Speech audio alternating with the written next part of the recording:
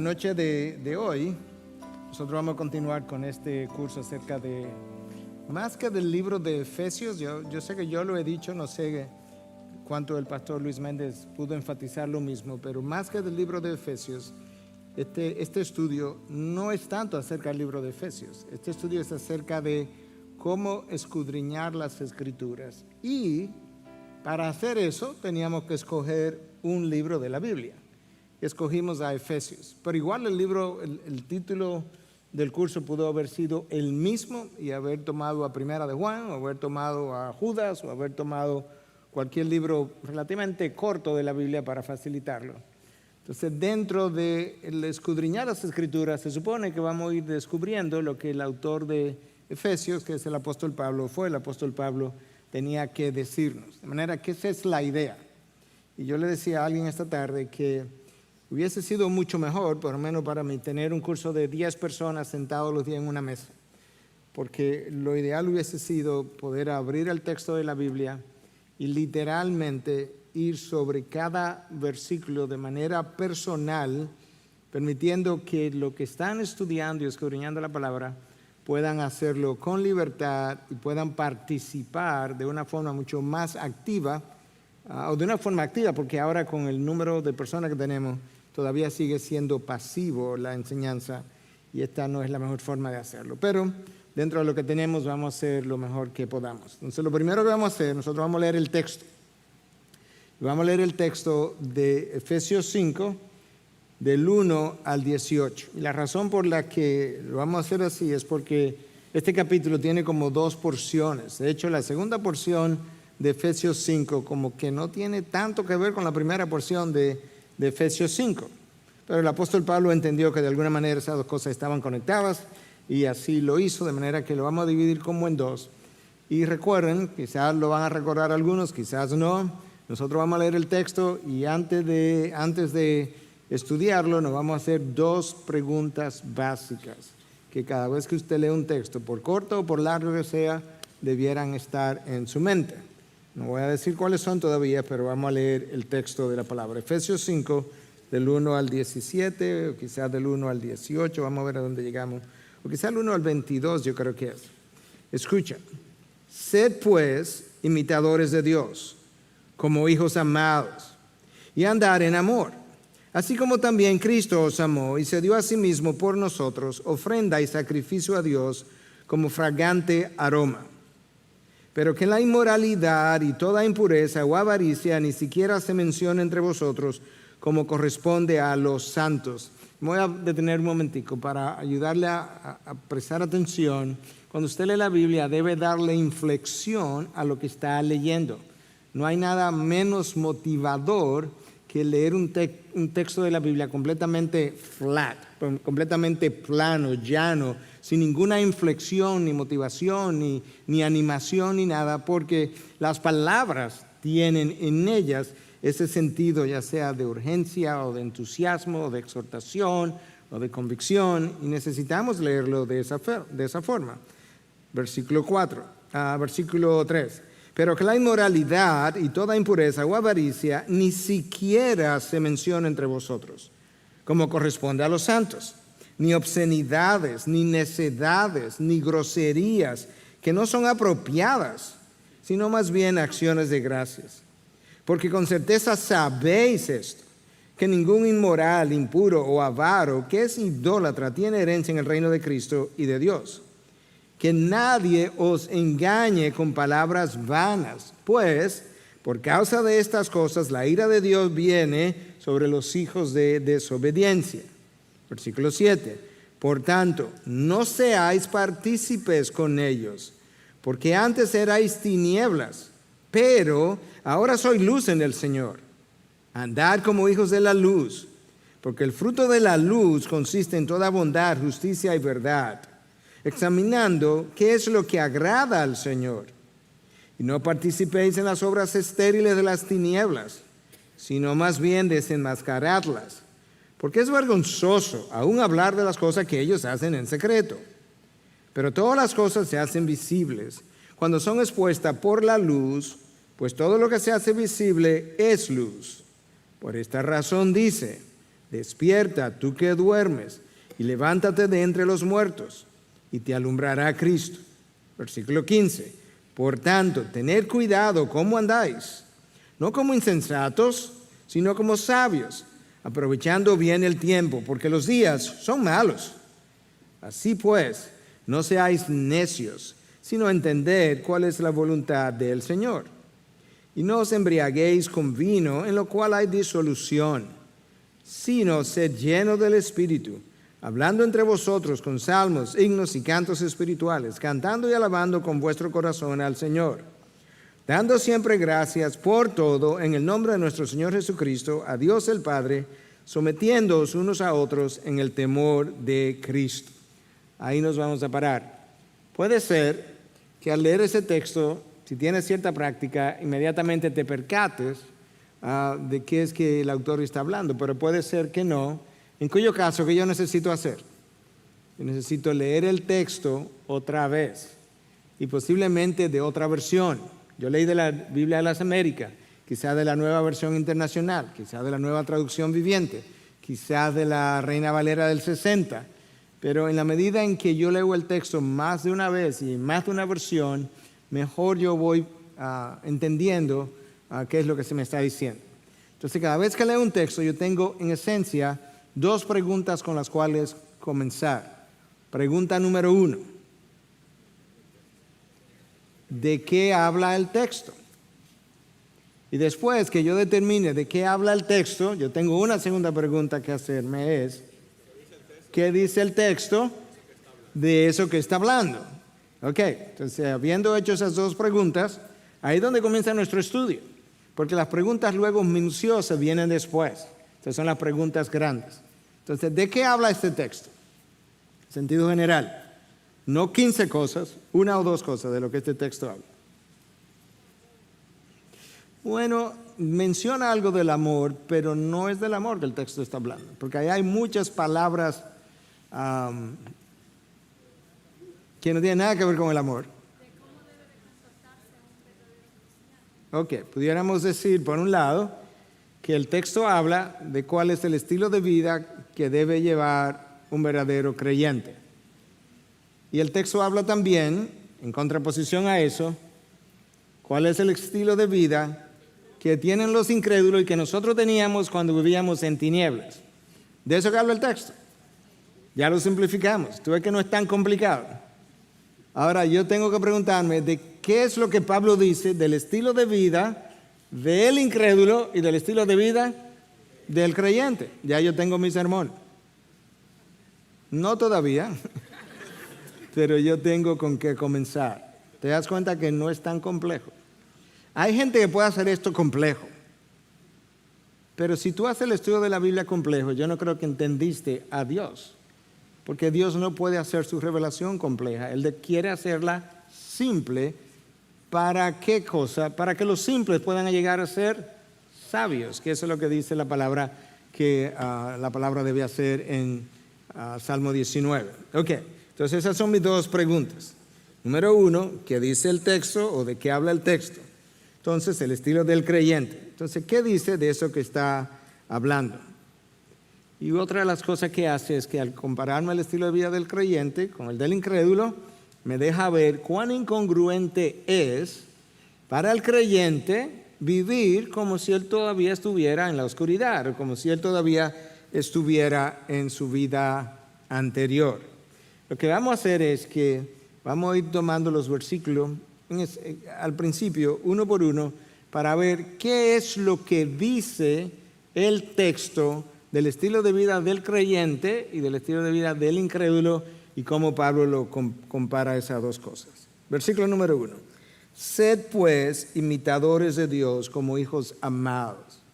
Yo quiero en primer lugar ir encontrando palabras claves, porque yo lo que voy a hacer es acumular información del texto que luego yo pueda juntar.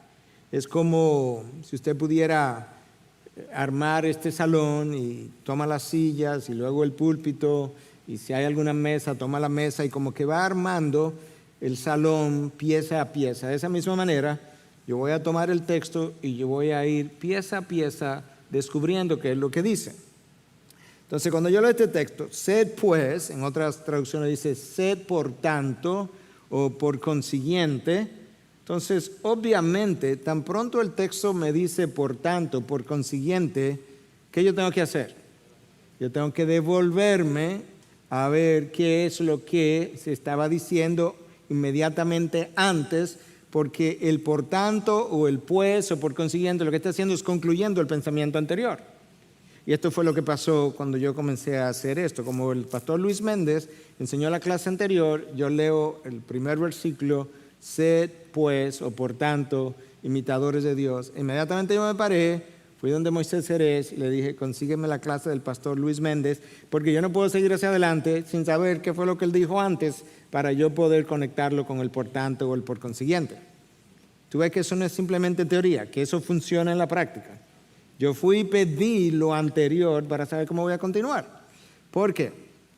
Porque cuando tú leas Efesios 4, cuando tú llegas al final, la última parte de Efesios 4, y sigue para el 5, es exactamente el mismo tema. La única razón por la que nosotros hacemos divisiones es porque a alguien se le ocurrió alrededor del año 1000, 1200 dividir la Biblia en capítulos y versículos, pero cuando esta carta se leyó no había un capítulo, no había un versículo, todo era un solo texto corrido. Y probablemente la leyeron desde un púlpito a sí mismo entera, desde el 1:1 hasta terminar, porque eran cartas, no tratados, y no eran capítulos. Entonces, literalmente, en el 5:1 hay una continuación de lo que el 4:32 dice y versículos anteriores. Y cuando tú llegas al capítulo 4 y lees la última parte, de lo que Pablo está hablando es de la vida del creyente, literalmente. Entonces, él continúa y dice, por tanto, si esta es la vida del creyente, si eso es como van a vivir, por tanto, sed imitadores de Dios. Esa palabra sed, no sé si a usted le llama la atención, pero nosotros normalmente no hablamos así, ¿verdad? Nosotros no decimos sed obediente, pero es una palabra gramatical y está en un tiempo imperativo, es una orden, una sugerencia. Y si no conoces tanto, puedes investigar con algún comentario o lo que sea y vas a descubrir que no simplemente es un imperativo, pero es un imperativo continuo, es un imperativo presente. En el lenguaje original hay dos tipos de imperativo. El imperativo que implica una acción única que comienza y termina, y luego está el imperativo que continúa. De manera que Pablo me está llamando, me está ordenando, en el nombre de Cristo, en el poder del Espíritu, a hacer de una manera continuamente. Sed imitadores de Dios. Es increíble ese mandato, porque tú tienes que comenzar a pensar cómo Dios es. Tienes que comenzar a pensar cómo Dios piensa, cómo Dios siente, cómo Dios actúa hacia los demás. Y tú debes entonces, sabiendo que no va a poder hacerlo completamente, pero tú vas a tratar de imitar lo que Dios hace. Y un terreno donde eso se puede ver, aquellos de ustedes que tienen hijos, yo no tengo hijos, pero tengo un sobrino que estamos criando, y alguien me preguntaba en el almuerzo algunas cosas acerca de cómo había sido mi experiencia. Y yo le decía, yo trato de pensar continuamente cómo es que Dios me trata para ver si yo puedo devolverle así a mi sobrino. Te vas a quedar corto, pero vas a intentarlo, porque eso es mi llamado. Sed imitadores de Dios. La razón es muy sencilla, es que yo soy un representante de Dios, no porque soy pastor, sino porque nací de nuevo y el Espíritu vive en mí. Esa es la razón.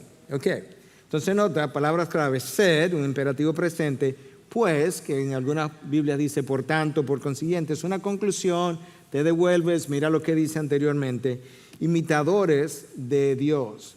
Esa palabra traducida como imitadores, ahí en el lenguaje original, es esta, mimetes. Y un mimete era como un impostor o un actor. Alguien que está tratando de imitar la conducta de otro. Y eso es lo que Pablo está diciendo. De la manera que tú en una obra de teatro ves que alguien imita a fulano, es como que alguien, bueno, algunos de los jóvenes han tratado de imitarme y han hecho algunas cosas que me han movido a la risa cuando yo lo he visto. Pero eso es, está tratando de imitar lo que el otro hace, cómo habla, cómo camina, cómo se para. A veces frases mías las han usado y así sucesivamente. Bueno, Pablo me está diciendo, piensa en Dios, piensa en su revelación, imítalo, cópialo. Entonces eso es una palabra, una frase clave que solamente aparece aquí en Efesios 5:1, pero escucha cómo me dice, como hijos amados. O sea que cuando yo pienso en imitar a Dios, yo tengo que recordar, la razón por la que lo voy a hacer es que un hijo debe tratar de imitar a su padre. Los niños chiquitos de 2, 3, 4, 5 años frecuentemente tratan de imitar a sus padres. Entonces yo debo tratar de pensar de la misma manera, porque el hijo debe representar a ese padre. Entonces que yo pueda recordar no solamente que yo soy un hijo, sino que yo soy un hijo amado. Y como hijo amado, como que yo debo responder al amor que Dios, mi Padre, me ha dado. ¿Cómo? Imitándole. Porque eso es justamente lo que mejor lo representa, lo que mejor lo honra.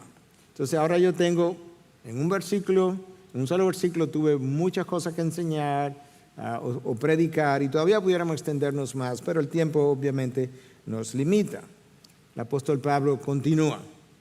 Y andar en amor, así como también Cristo os amó y se dio a sí mismo por nosotros, ofrenda y sacrificio a Dios como fragante aroma. Recuerda que lo que estamos haciendo es descubriendo qué es lo que el texto dice de eso que está hablando. Y dijimos que el texto estaba hablando del estilo de vida del creyente, y lo estaba contrastando con el estilo de vida del incrédulo o el estilo de vida que tú y yo teníamos. De manera que yo aprendí una cosa ya, y es que el estilo de vida del creyente debe ser una imitación de Dios. Segunda cosa, yo tengo que andar en amor. Alguien dijo que el texto hablaba del amor. Bueno, dice algo del amor, pero el amor no es el tema del texto. Entonces, andar en amor, así como también Cristo os amó y se dio a sí mismo por nosotros. Entonces aquí hay algunas palabras claves que estudiar también. Andad en amor. Nota que no me dice que ame, lo cual yo tengo que hacer. Pero esto es algo un poco más que simplemente amar. Es que ande en el amor. En otras palabras, vive en eso. Es como lo mismo que se me dijo anteriormente. Ser imitadores de Dios continuamente. Ahora se me está diciendo, anda en amor. Esa es una palabra favorita de Pablo. Aparece múltiples veces en el libro de Efesios. Ahí está en pantalla. Aparece en 2.1, aparece en 2.10, en 4.1, en 4.17, en 5.8, en 5.15. La palabra andad. En otras ocasiones Pablo dice andar en la verdad. Lo que eso significa es que yo debo caminar así. Eso debe caracterizarme. Y ahora me está diciendo que el amor debe caracterizarme. Pero no me deja el amor ahí, sino que me caracteriza en qué tipo de amor es que yo debo andar. Así como, esa frase así como, según lo vamos a ver en un rato, va a aparecer varias veces en este capítulo. Así como, así como, así como. ¿Por qué es importante? Porque me está ayudando a entender cómo es que lo debo hacer. Entonces lo que me está diciendo es, tú andas en el amor. Y lo que te dicen qué clase de amor y cómo debe hacer es que tú debes hacerlo como Cristo os amó. Tú piensas cómo Cristo te amó, hasta dónde se entregó, hasta dónde Dios dio, lo que hizo. Eso es lo que me están diciendo. Y luego Pablo lo caracteriza un poco mejor y dice, y se dio a sí mismo por nosotros, ofrenda y sacrificio a Dios como fragante aroma.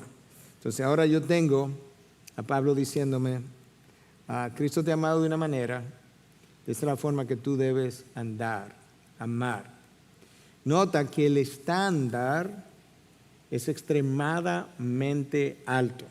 En ocasiones que hemos predicado de una manera o de otra, alguien ha venido y me ha dicho, pastor, pero usted está muy radical, y yo cada vez que escucho eso pienso, la verdad que no han leído la Biblia, porque la Biblia que yo leo es 1,000,000 de veces más radical que lo que yo puedo predicar.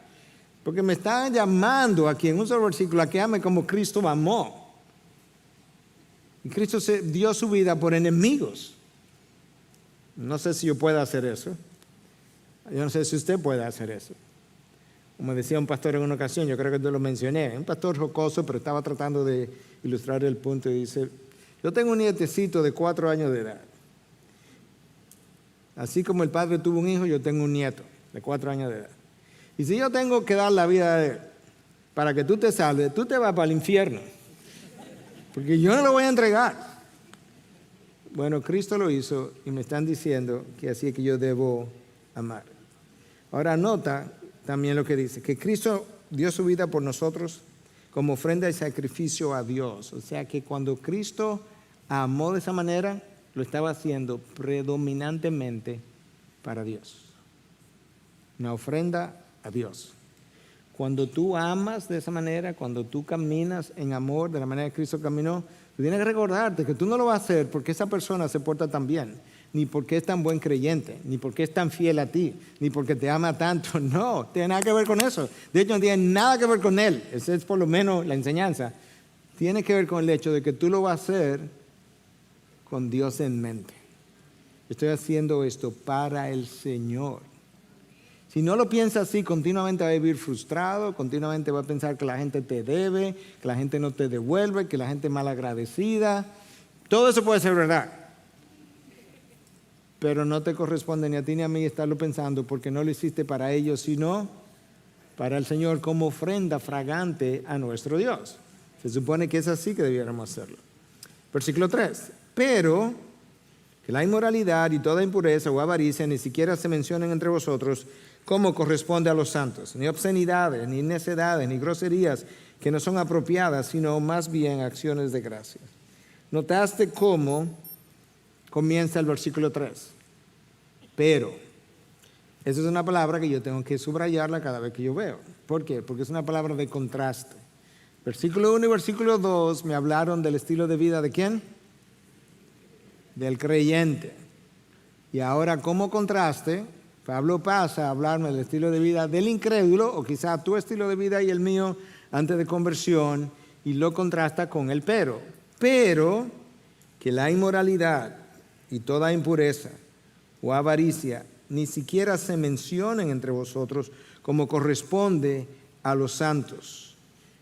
Ni obscenidad, ni necedad, ni grosería que no son apropiadas, sino que más bien acciones de gracia. Nota cómo Pablo no solamente menciona estas acciones como groserías y necedades y avaricia e impureza, sino que dice que ni siquiera se menciona. La palabra ni siquiera es algo que debiéramos anotar. ¿Por qué? Porque es un absoluto. Ni siquiera.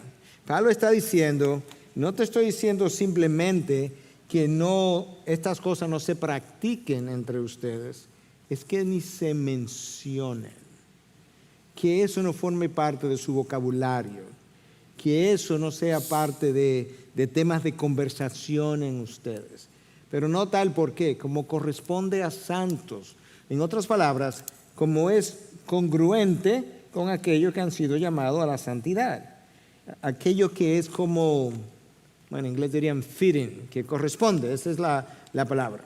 Porque de lo contrario, si lo hace de otra manera, es incongruente que santos estén hablando de cosas como estas. Y por eso él usa la palabra santos, y no simplemente creyentes, sino personas que han sido separadas. Esa palabra santo es una palabra clave también. Personas que han sido separadas, santificadas, consagradas.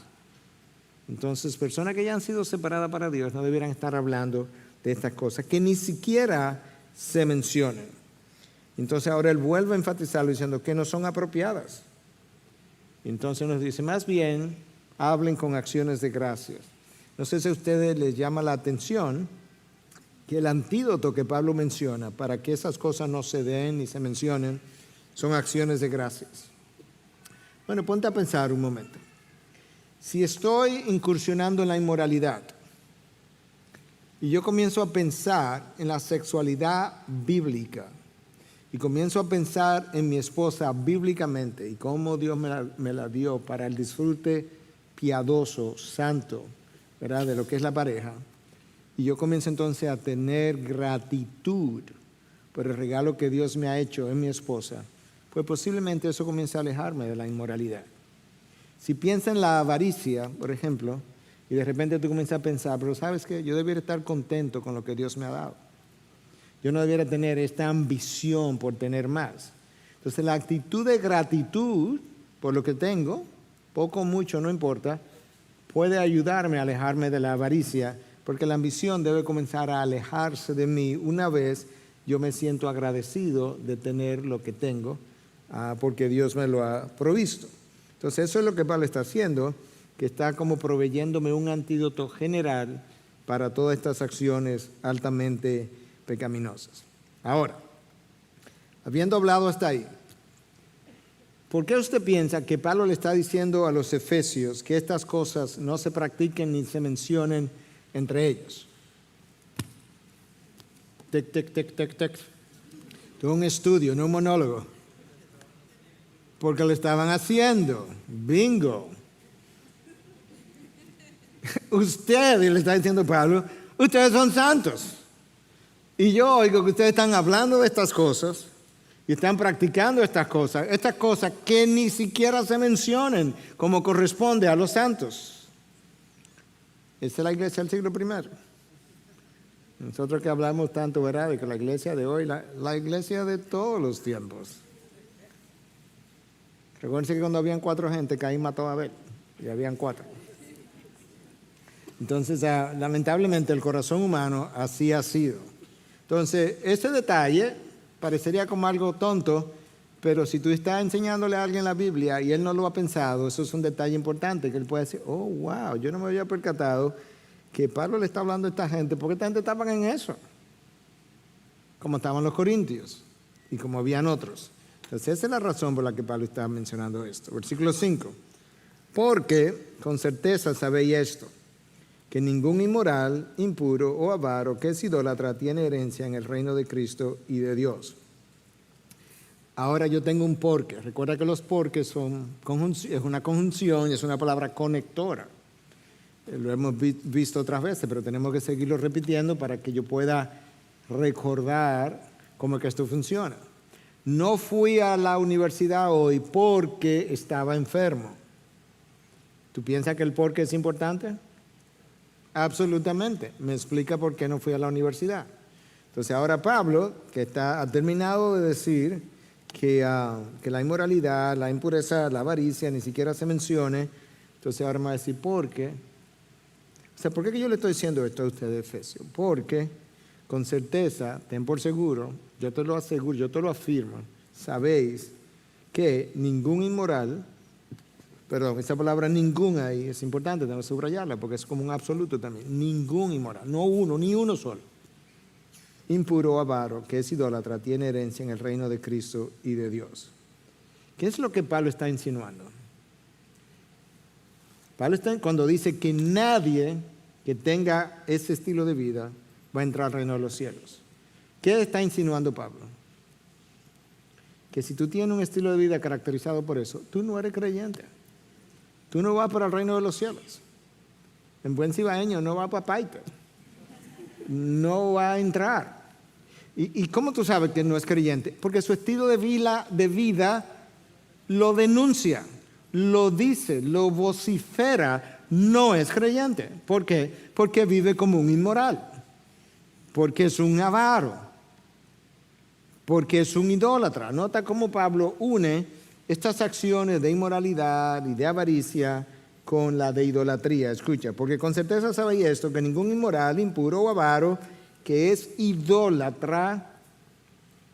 Yo le mencioné en una ocasión que el pastor Tim Keller, muy conocido, prefiere hoy en día no usar la palabra pecado y más bien referirse a idolatría. Yo no creo que necesariamente necesitamos hacer eso, sustituir una cosa por la otra, pero yo sí estoy convencido que detrás de cada pecado hay un ídolo. Y es en ese sentido a lo que él se está refiriendo. Sin lugar a dudas, cada vez que tú y yo pecamos, no importa cuál sea el pecado, hay un ídolo detrás del pecado. Puede ser una mentira. Si dijiste una mentira para quedar bien y lucir bien, ¿cuál es el ídolo detrás de la mentira? Yo, que no quiere pasar vergüenza. Entonces tú puedes ver ahora que Pablo está diciendo, cuando tienes a alguien que dice ser creyente y su estilo de vida está caracterizado por pecado, no es que no pecamos, no, pero lo que lo caracteriza es un estilo de vida pecaminoso. Él tiene múltiples ídolos delante de quienes se postra, se arrodilla. Él no es creyente. porque su Dios ha sido reemplazado por sus dioses. Y de eso es lo que Pablo le está hablando a este grupo. Ok, versículo 6, que nadie os engañe con palabras vanas. Pues, eso es un por tanto, por consiguiente, por causa de estas cosas la ira de Dios viene sobre los hijos de desobediencias. Pablo básicamente está ayudándole a ellos a entender que cuando nosotros nos desviamos hacia la avaricia, la inmoralidad, el estilo de vida que caracteriza a un incrédulo, frecuentemente alguien nos ha engañado. En el caso de Adán y Eva, la serpiente. Alguien ha venido y te ha vendido la mentira que tú has comprado. A veces son los medios de comunicación, las redes sociales. A veces una película, a veces una serie de televisión que tú estás viendo, que pensamos que está bien porque no hay nudismo, pero hay una serie de antivalores que están siendo vendidos. Entonces nosotros estamos siendo engañados y estamos copiando el estilo de vida de estos actores y esta gente que nosotros tendemos a aplaudir. Pablo está diciendo que nadie te engaña, porque si hay algo que es cierto, es que la ira de Dios, el juicio de Dios, es visitado sobre los hijos de desobediencia. Los hijos de desobediencia es una frase característica del incrédulo. No se supone que nosotros somos hijos de desobediencia, se supone que somos hijos de Dios. Pero anterior a ser recibido en la familia de Dios, nuestro estatus era hijos de desobediencia. Y Pablo dice, si tú no quieres que la justicia de Dios te visite, cuando a la hora de visitar a los hijos de desobediencia, pues no te comportes como ellos. Y ahí hay entonces una advertencia para los efesios. Yo enfatizo que la iglesia de los efesios tenía estas prácticas porque tenemos que recordar que la iglesia de los efesios era una iglesia pristina, la iglesia mencionada en el libro de Apocalipsis, donde Pablo les dice que ellos fueron capaces de desenmascarar a los falsos apóstoles. Era una iglesia doctrinalmente fundada, fuerte. Por ahí pasó Pablo y pasó Timoteo y pasó Juan y pasó Priscila y pasó Aquilas, de los mejores jugadores de pelota. Pasaron por ahí. Y sin embargo, habían estas prácticas que Pablo está denunciando y está llamando a parar. Ok, versículo 7. Por tanto, hay una conclusión. O sea, Pablo ha dicho una serie de cosas, ha presentado una serie de pensamientos y está concluyendo. Por tanto, no seáis partícipes con ellos. ¿Qué es lo que Pablo está diciendo? Si los incrédulos hacen esto y esto, y Dios visita la justicia sobre ellos, sobre los hijos de desobediencia, por tanto, en conclusión, no participe con ellos, porque va a participar de la justicia de Dios a la hora del juicio.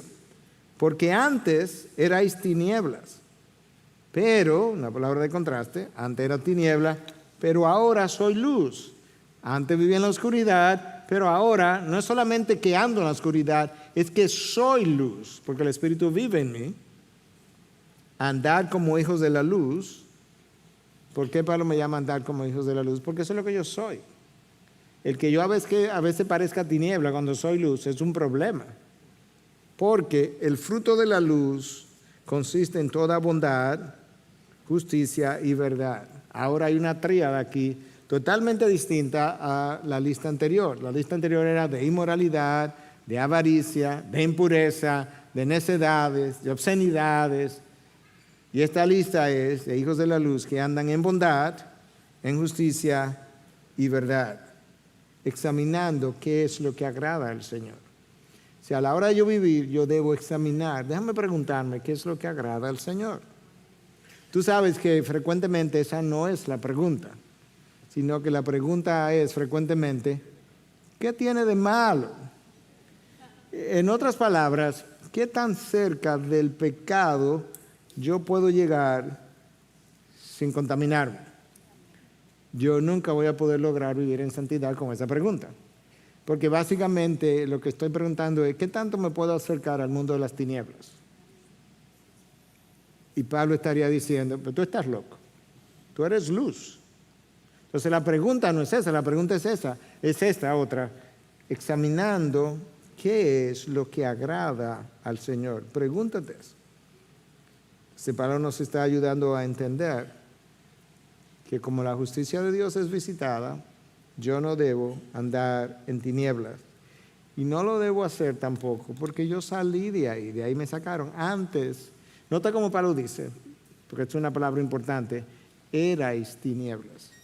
¿Notaste lo que Pablo no dice? No dice antes andaba en tinieblas. Pablo no dice antes estabas en tinieblas. Antes, ¿qué? Erais.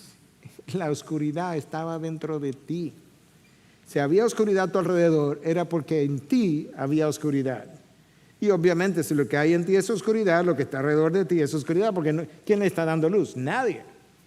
Pero ahora soy, no que puedo ser, no que me pueden encender, no que puedo dar luz, es que soy luz. Quizás alguien me está viendo y me dice, bueno, pero tú parece como que está en penumbra, o esa mecha se está apagando. Sí, pero no porque no lo eres. Es que tú no estás reflejando la naturaleza de lo que ya eres. Y por eso es que las palabras importan. Por eso es que cuando nosotros hablamos de que creemos en la inspiración verbal de la palabra, de la Biblia, estamos diciendo que creemos que cada palabra importa. Entonces no es lo mismo decir antes estabais en la oscuridad que decir antes erais oscuridad. O ahora estás en la luz versus soy luz. Pablo me está ayudando a entender algo que ya yo soy y algo que ya yo no soy, que estuve siendo en el pasado.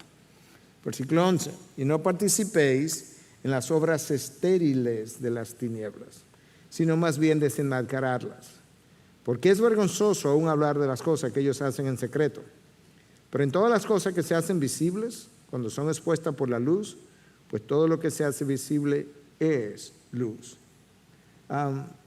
¿Notaste cómo Pablo le llama a las obras de las tinieblas? Estériles. No producen nada. No hay fructificación, no hay beneficio, no hay bendición, no hay florecimiento. Son estériles.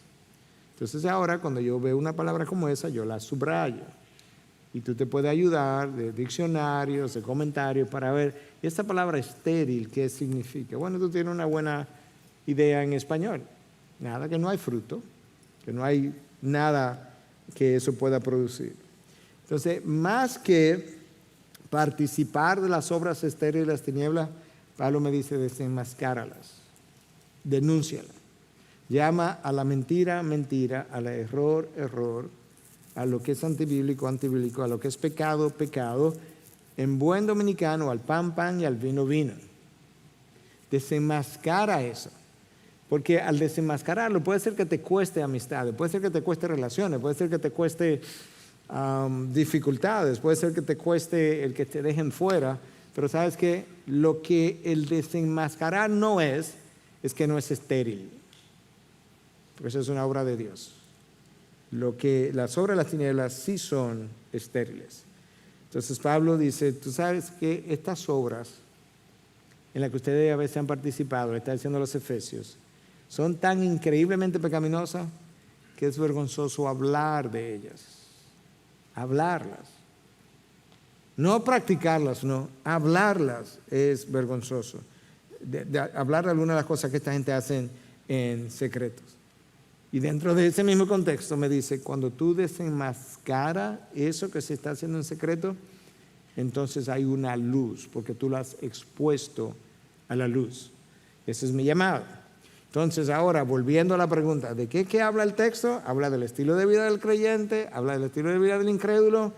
¿Qué dice de eso que está hablando?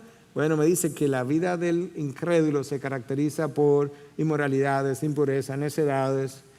Me dice que antes erais tinieblas. ¿Y qué dice del estilo de vida del creyente? Bueno, que ahora es luz, que él debe producir frutos de bondad, de justicia, de verdad, que él debe andar en el amor, que debe ser imitador de Cristo o imitador de Dios. Tú puedes ver ahora todo lo que yo estoy descubriendo con preguntas sencillas. ¿De qué habla y qué dice de eso que habla? Eso es lo que estamos descubriendo al hacer esto. Ok, versículo 15. Por tanto, hay otra conclusión. Ya van 3 veces que Pablo está concluyendo. Él no está terminando. Él está concluyendo la idea. porque hay una diferencia entre ya terminando y por tanto. Él está concluyendo una idea. Entonces, como Pablo ha descrito la vida de tiniebla del incrédulo, ahora él tiene algo que recomendar. Esta es la generación en la que vivimos, pudiéramos decir lo mismo de la nuestra. Yo tengo algo que recomendarte. Por tanto, si ese es como es, si está rodeado de oscuridad, entonces tened cuidado cómo andáis, no como insensatos, sino como sabios, aprovechando bien el tiempo, porque los días son malos. Así pues, no seáis necios, sino entended cuál es la voluntad del Señor. Okay. Entonces, el por tanto me introduce la conclusión del pensamiento de Pablo. ¿Y qué es lo que él me va a recomendar? Número 1, tener cuidado cómo andáis. No puede andar a la ligera, no puede andar superficialmente, no puedes cultivar una vida de superficialidad porque los días son malos. Y la maldad imperante y la oscuridad que le acompaña te va a hacer caer. Entonces, no puede andar, tiene una palabra que ahora se me fue, no puede andar tan livianamente como que nada importa, ya no, tú eres tan radical, las cosas siempre son como peores para ti. No, es que yo tengo que ser sabio y entender que muchas veces lo que me va a hacer caer es precisamente eso que yo consideraba pequeño. Entonces, ¿cómo yo evito eso? Pablo dice, bueno, mira, tú tienes que ser sabio. La sabiduría es la habilidad, pudiéramos definirla de diferente manera. La sabiduría es la habilidad de ver la vida como Dios la ve. La sabiduría es la habilidad de caminar en medio de este mundo caído como Dios entiende yo debo caminar. La sabiduría es la habilidad que Dios da a aquellos que están caminando con Él precisamente para poder ver el mundo y reaccionar ante el mundo como Dios quiere que tú veas y reacciones ante el mundo. Eso es un fruto de Dios, pero eso es un fruto disponible para los hijos de la luz. Entonces, por tanto, tened cuidado cómo andáis, no como insensatos, sino como sabios. Lo opuesto de la sabiduría es la insensatez, la necedad. Y muchos creyentes no andan sabiamente. Y muchos creyentes viven tomando decisiones que Dios llamaría necias. Entonces, ¿qué otra cosa Pablo me recomienda? Aparte de no ser insensato, de no andar superficialmente, de ser sabio, me dice, aprovecha bien el tiempo. No pierdas tu tiempo en cosas que no tienen ningún valor eterno. ¿Tú sabes cuántas horas invierte un creyente en cosas que no tienen ningún valor eterno? ¿Tú sabes cuántas películas, cuántos eventos, cuántos shows, cuánta el creyente ve semanalmente de antivalores, que no solamente que no tienen valor eterno, es que son completamente opuestos a lo que la Biblia enseña? Pablo dice, aprovecha bien el tiempo. El tiempo que se va, se perdió. Si el año pasado tú lo desperdiciaste, no me digas que este año tú vas a vivir 2 años para recobrar el año que pasó. Eso no ocurre. Entonces Pablo me está llamando, me está diciendo, oye, el antídoto para vivir en medio de esta generación que es así, la sabiduría de Dios, el cultivar eso, el aprovechar bien el tiempo. Y mira claramente cómo él lo dice. ¿Por qué es que tú quieres que yo aproveche el tiempo, Pablo? Porque los días son malos. El porque me da la razón. Y esa palabra es importante. Así pues, no seáis necios, sino entended cuál es la voluntad del Señor. Un necio, en la palabra de Dios, es alguien que no cree en Dios, no tiene temor del Señor, o se comporta como si no hubiera Dios. Entonces, yo puedo ser como un necio, siendo creyente. No porque sea ateo, sino porque estoy viviendo como si Dios no importara. Cuando un creyente toma decisiones importantes, decisiones de cualquier tipo, pero sobre todo aquellas que son más importantes, y en la decisión Dios no está, él actuó como un ateo práctico, un ateo funcional. O sea, si Dios no está en la ecuación, es como si Dios no existiera. Y eso es una especie de necedad.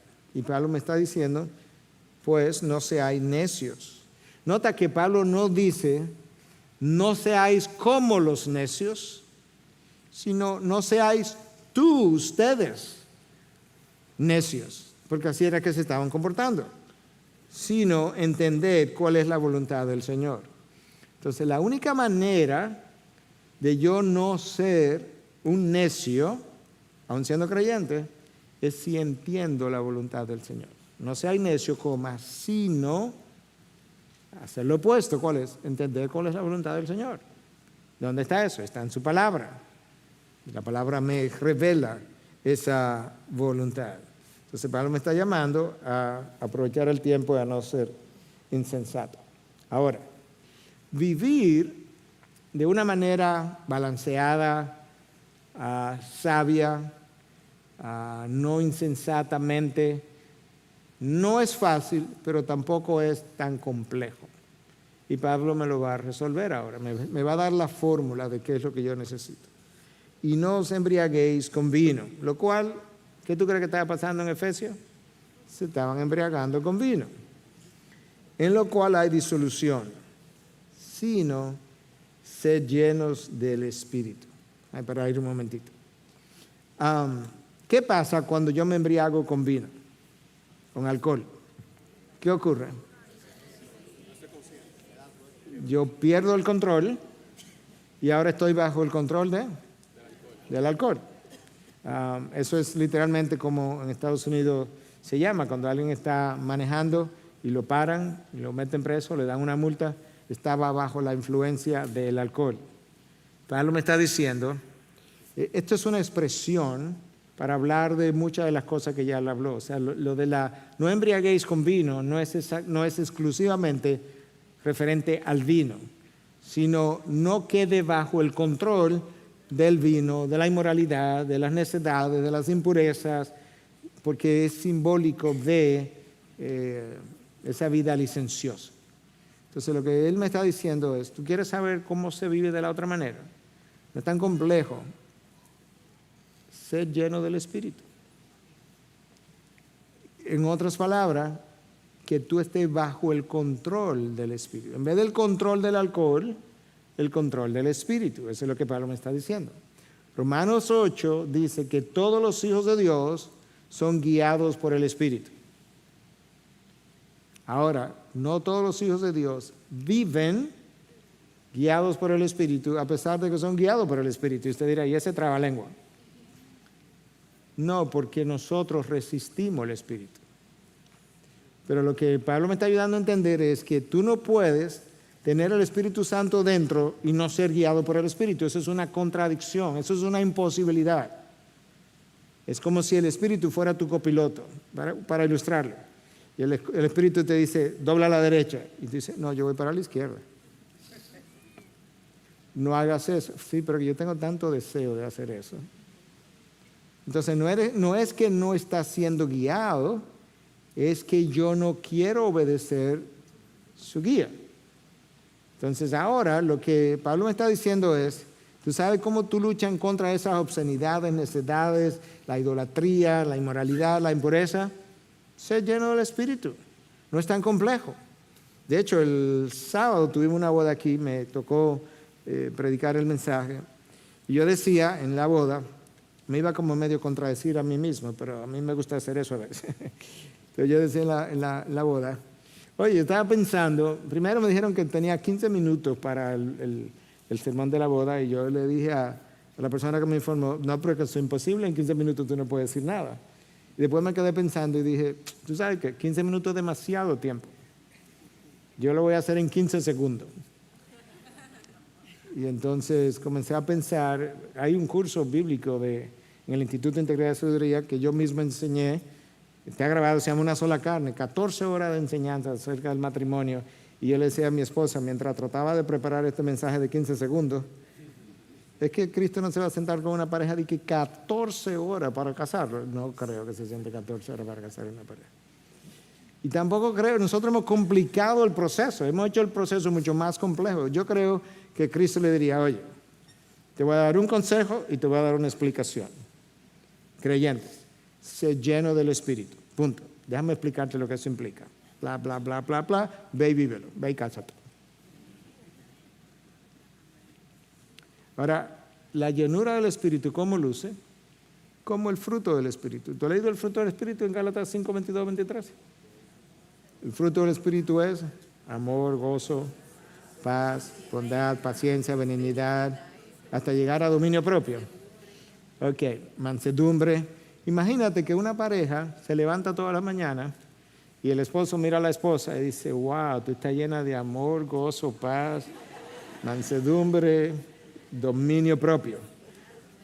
Y la esposa se vuelve y le dice al esposo, wow, pero tú eres igualito que yo entonces. Explícame cómo esa pareja ese día va a tener problemas. ¿Tú ves que hemos complicado la cosa? Ahora hay que pasarse 14 horas explicándole cómo es que ellos van a resolver un conflicto. Claro, porque no hay fruto del Espíritu, no hay llenura del Espíritu. Entonces Pablo me está diciendo, mientras más yo vivo, más convencido estoy de lo simple que es la vida cristiana. Nosotros la complicamos. La Biblia no es tan compleja, nosotros la hacemos compleja. No, que eso no es fácil, pastor. No, claro, porque la carne y la rebeldía de la carne me lo hace difícil a mí. Pero Dios dice que sus mandamientos no son gravosos. Entonces, todo eso para decir que Pablo me está ayudando a entender que la clave de no vivir como insensatos, de no desperdiciar el tiempo, de vivir con sabiduría es estar lleno del Espíritu. Entonces, ¿cómo luce eso? Hablando entre vosotros con salmos, himnos y cantos espirituales. En vez de esas necedades y groserías de las que él habló al principio, esto es lo que va a salir. Salmos, himnos, cantos espirituales, cantando y alabando con vuestro corazón al Señor, dando siempre gracia por todo, en el nombre de nuestro Señor Jesucristo, a Dios el Padre, sometiéndoos unos a otros en el temor de Cristo.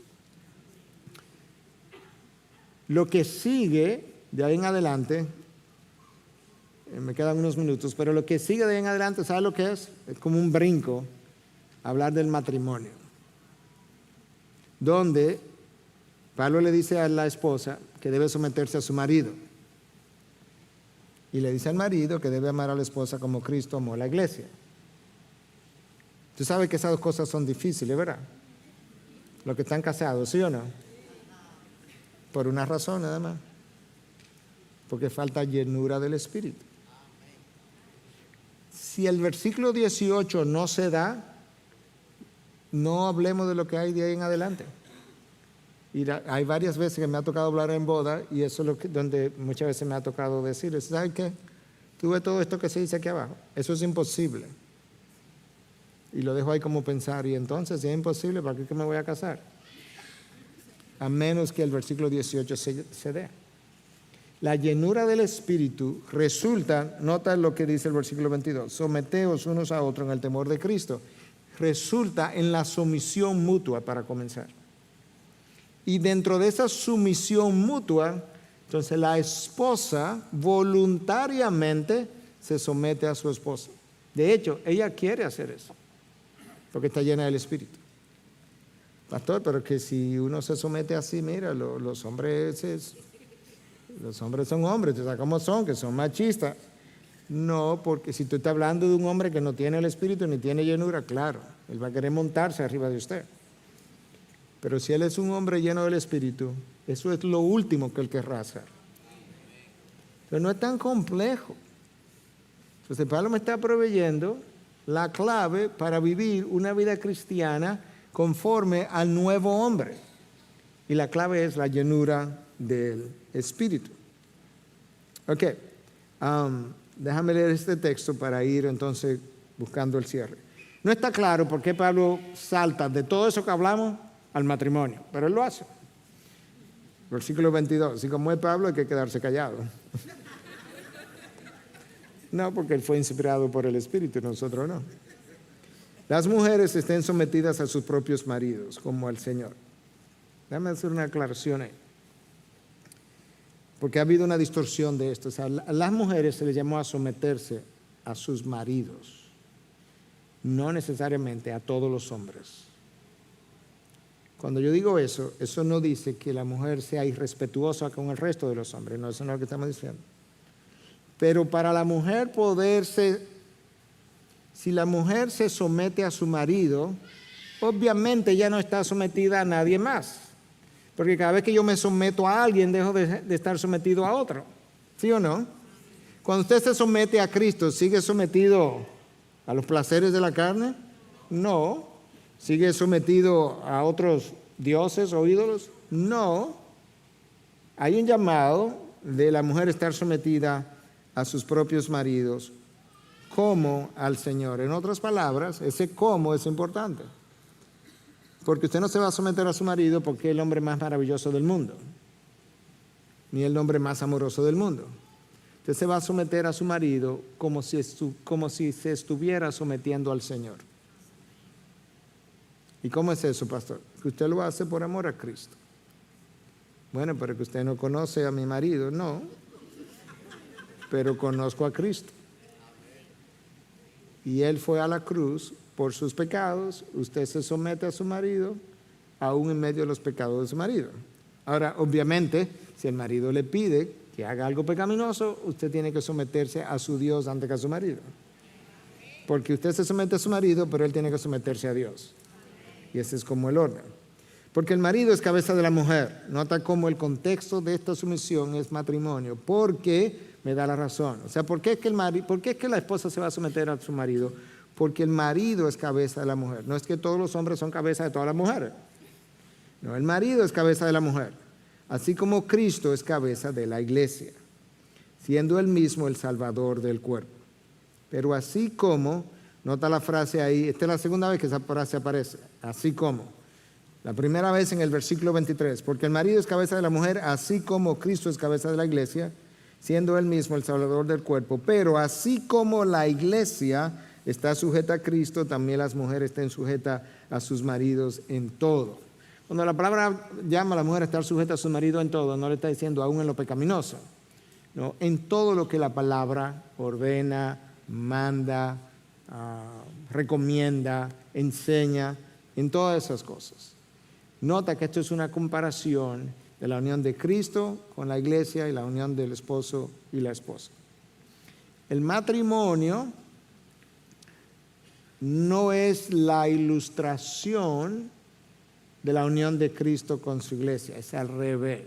La unión de Cristo con la iglesia es la ilustración de cómo debe ser el matrimonio. Para que el matrimonio no termine definiendo la unión de Cristo con la iglesia. ¿Me explico? Es la unión de Cristo con la iglesia la que define cómo el matrimonio debiera ser. Entonces, Cristo se dio por la iglesia, Cristo amó incondicionalmente a la iglesia se somete a Cristo, eso define la relación de matrimonio y no al revés. Maridos, amar a vuestras mujeres, así como, tercera vez, el así como. ¿Te das cuenta que estas palabras son importantes? Así como Cristo amó a la iglesia. ¿Tú piensas cómo Cristo amó a la iglesia? Maridos que están aquí, que estamos aquí, así tú amas a tu esposa. Pastor, que usted no conoce a mi esposa, esa mujer es una gotera. Tú no conoces la iglesia y lo que le ha hecho a Cristo en 2000 años. Ha sido una gotera, pero Cristo le ha amado incondicionalmente. Se dio a sí mismo por ella. Lo que Cristo le pide a las mujeres es posible, someterse a su marido. ¿Alguna de ustedes pudieran responder, ¿es posible o no es posible? Claro, dicen algunas, otras están como, bueno, no sé, pero por lo menos lo dijeron claro. Okay. Pero escúchame, pero eso pensamos que es difícil, ¿verdad? Pero lo que a nosotros se nos pide es que amemos a su esposa como Cristo amó a la iglesia, y eso es imposible. Levante la mano aquí el que ama a su esposa como Cristo amó a la iglesia.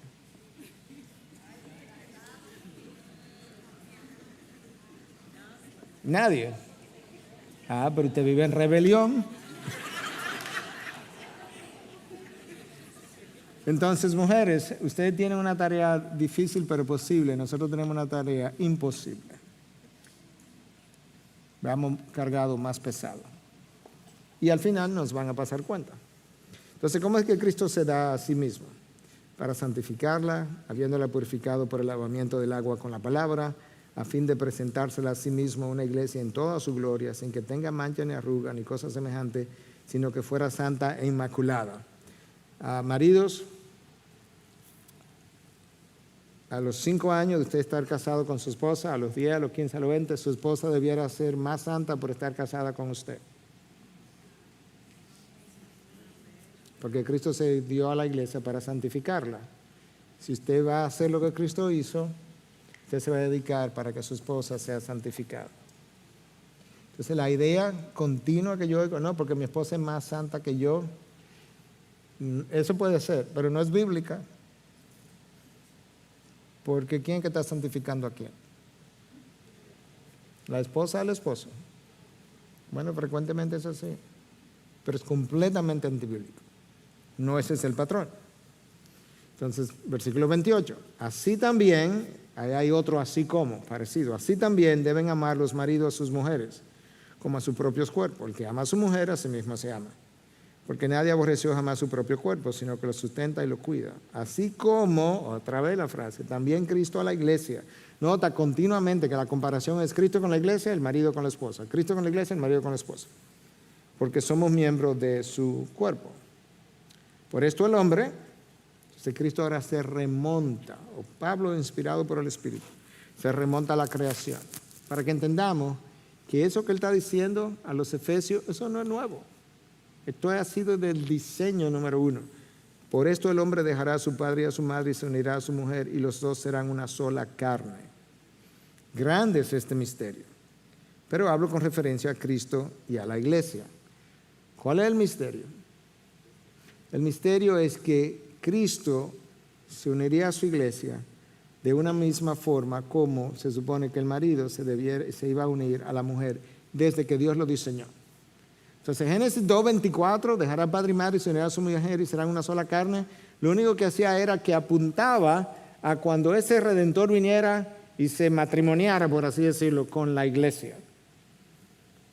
Y Pablo dice, grande es este misterio. ¿Cuál es el misterio? Bueno, la palabra misterio, misterión, en el Nuevo Testamento aparece como 22 veces y en prácticamente todas significa algo que estaba escondido en el Antiguo Testamento pero que ahora ha sido revelado.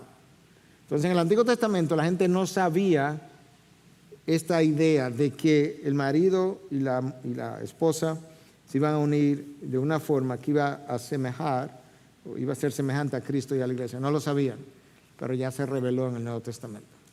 Ese es el misterio, eso es un gran misterio. Grande es este misterio, pero hablo con referencia a Cristo y a la iglesia. En todo caso, cada uno de vosotros ame también a su mujer, como a sí mismo, y que la mujer respete a su marido. Nota cómo el marido lo llama a amar a su mujer, porque no es nuestra inclinación natural amar a la mujer, a la esposa. Nuestra inclinación natural es amarnos a nosotros mismos. Pero nota cómo el llamado a la mujer es a respetar a su esposo, porque tampoco es la inclinación natural de la mujer respetar al esposo. Esposos que están casados, ¿sí o no? Hablen, ustedes son hombrecitos ya. Ni nosotros estamos inclinados de manera natural a amar a nuestras esposas, ni nuestras esposas están inclinadas naturalmente a respetarnos. Eso pasó así en el Jardín del Edén, donde fue violentado el liderazgo de Adán. Pasó así cuando a Sara se le ocurrió lo que ella pensó era una brillante idea y le ofreció a su criada, y a Abraham le pareció todavía más brillante todavía. Y ya ha seguido pasando a lo largo de los siglos. Entonces, el llamado es, maridos, amen porque ustedes no aman naturalmente, y esposas, respeten porque ustedes no respetan naturalmente. Entonces, ahora, toda esa sesión de marido y mujer viene después que Pablo me explicó lo que era la vida vieja y la vida nueva. De manera que ese estándar para el matrimonio es parte de la vida nueva. Eso es imposible de vivir en la vida vieja. Entonces yo tenía que entender, quizás eso es lo que Pablo está pensando, ¿por qué lo unió? Mira, antes de yo hablarle del matrimonio, déjame hablarle de cómo deben ser las cosas aún sin matrimonio. Hay una vida vieja, hay una vida nueva. Hay un hombre viejo que luce de una manera y hay un hombre nuevo que debe lucir de otra manera. El nuevo debe estar vestido de bondad, de verdad, de gracia. El viejo está vestido de obscenidad, de necedad, de grosería. Hay matrimonios donde el hombre es muy grosero con la esposa. Es verbalmente agresivo, es físicamente agresivo. Eso no es de un creyente. De hecho, eso milita más a favor de que no hay conversión, porque ahí no hay, eso no es parte de la nueva naturaleza. Y es lo que Pablo está diciendo. Ahora yo estoy en la luz, pues muéstrate como un hijo de la luz.